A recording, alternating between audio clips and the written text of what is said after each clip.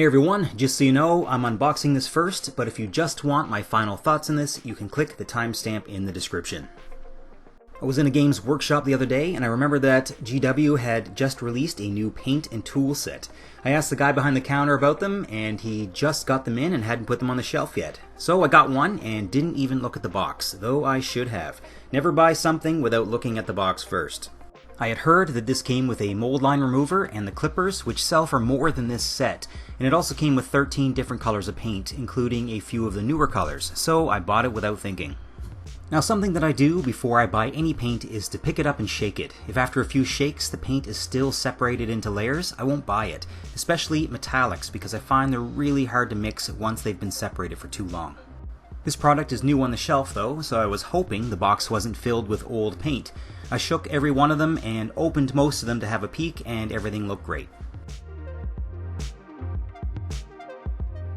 There's a brush included in this kit. It looks like a size 1 or 2 depending on the brand you use. I was surprised that there was no bristle protector and that the bristles didn't form a sharp tip. I tested it with some water though, and I could make a decent tip afterwards. Next are the clippers, and my first impression was that these could have easily come from the dollar store. They don't look super sturdy, but I'm going to give them a good test and let you know at the end what I think. And finally we have this, which Games Workshop is calling a mold line remover. So here are all the paints that you get, 10 different colors, plus a couple washes and a texture paint. I didn't have 7 of these colors, so I am looking forward to trying these out. My biggest gripe with this set is with the mold line remover. Now if you look at the tools on the GW website, the tools that they sell look like this, which is a far cry from what you get in the box. You can see that they just give you the head of the mold line remover, not the handle. Anytime I remove mold lines, I use the back of my hobby knife blade. The blade is thin and flexible, which isn't ideal, but it does get the job done. Now I can see where this mold line remover would be great. The edge feels sturdier against the plastic, but without a handle you have zero control. I don't exactly have big manly hands, and I can barely get 2 fingers around this thing. Next is the clippers, and these surprised me. I've been using a $10 pair of wire cutters from a hardware store, and these look similar in profile, but the GW clipper has a much more narrow tip, and cutting from a sprue is much easier.